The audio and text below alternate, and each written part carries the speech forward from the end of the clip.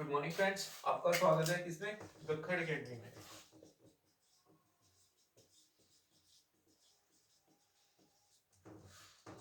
तो दोस्तों गखड़ अकेडमी में हमने कौन सा सब्जेक्ट स्टार्ट कर रखा है रिसेंटली? इंग्लिश। तो इंग्लिश के अंदर मैंने पिछले लेक्चर में आपको क्या बोला था, आपने क्या पढ़ना है?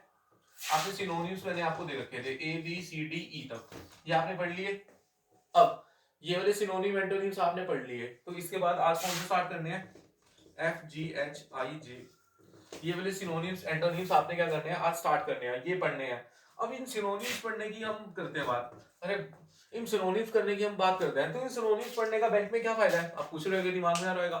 तो सिनोनिम एंटोनिम्स बैंक का पढ़ने में ये फायदा कि आपको पता लग जाएगा। बैंक के अंदर क्वेश्चंस आते हैं कैसे कि आपको बताना है कि कौन से वर्ड में स्पेलिंग मिस्टेक है। तो प्लस आपकी इंग्लिश की वोकैबुलरी स्ट्रांग होगी और सिनोनिम स्ट्रांग होगी। कोई हिंदू उठा रहा है, कोई द हिंदू उठा रहा है, कोई और चैनल उठा रहा है, जिसने जो उठाना है उठाओ, लेकिन मेरे हिसाब से आप सिनोनिम एंटोनिम्स पढ़ने बैठ जाओ, इसका आपको बहुत ज्यादा फायदा मिलेगा। आरसी समझने में आपको दिक्कत होगी, वर्ड समझ आएंगे तो आरसी समझने में आपको दिक्कत होगी। वर्ड समझ में आएंगे तो आरसी समझने में आपको बहुत ज्यादा आसानी मिलेगी।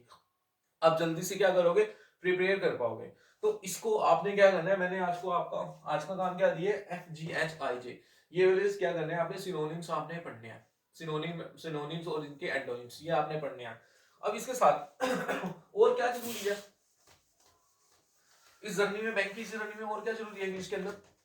इंग्लिश की तो बात होगी, और सबसे बात, कल का आपने मॉक टेस्ट लगाया आपने मॉक टेस्ट, कितने मार्क्स आए और कितने मार्क्स आए आपके? वो मेरे लाइक्स कमेंट्स में बताना है आपने कि आपके कितने मार्क्स आए मॉक टेस्ट में, कितने मार्क्स आए क्या, और आपको क्या फील, मतलब उसमें क्या दिक्कत आ रही है आपको, वो भी आपने बताना है मेरे को कि मॉक टेस्ट लगाने में क्या दिक्कत आ रही है। और प्लस जो बिगिनर है, माउस पे अपना हाथ बैठाना सीख जो, वहां पे इतना टाइम नहीं होएगा कि आप कल को कहोगे हमने लेफ्टी पे लगाया था और फिर आपको माउस में लगाने में क्या आ रही है, दिक्कत आ रही है। ये सबसे बड़ी प्रॉब्लम है जो न्यू स्टूडेंट्स हैं।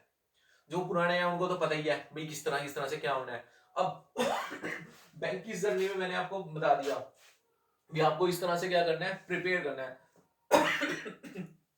अब और क्या करना है इसके अंदर जी? और कोई सवाल किसी का?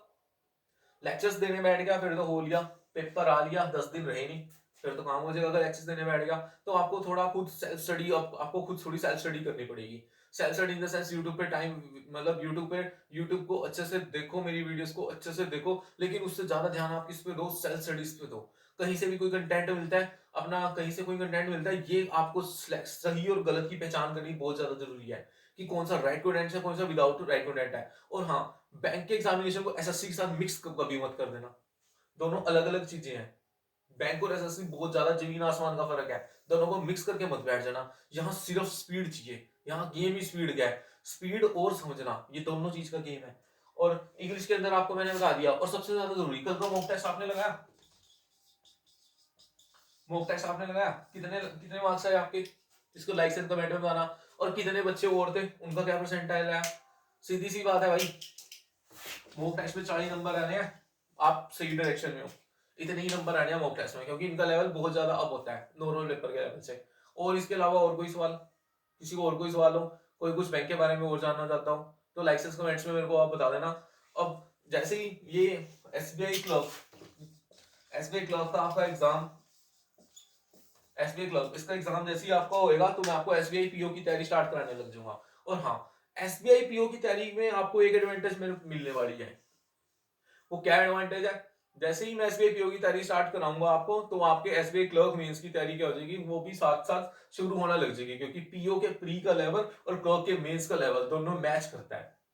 ठीक है, तो आपको पढ़ने में आसानी होगी। तीन चार टाइप के क्वेश्चंस आते हैं अलग से, वो भी मैं आपको करा दूंगा, ताकि आपको पढ़ने में क्या हो, आसानी है, और आपको क्या हो, किसी तरह की क्या हो, दिक्कत ना आए। सो दोस्तों, और कोई सवाल जानना चाहता हो तो आप मेरे को लाइक एंड कमेंट में बता सकते हो, किसी और तरह की कोई दिक्कत हो किसी को। ठीक है दोस्तों, तो आज की जर्नी में आपने मैंने क्या दिया आपको, एक मॉक टेस्ट लगाना है, और आपने सिनोनिम एंटोनिम्स कहां तक पढ़ने हैं? FGHIJ। ठीक है, ABCDE तक हमारे हो गए थे, उससे नेक्स्ट 5 कौन कौन से? FGHIJ। ठीक है, और किसी को कोई दिक्कत हो तो मेरे को बता सकता है।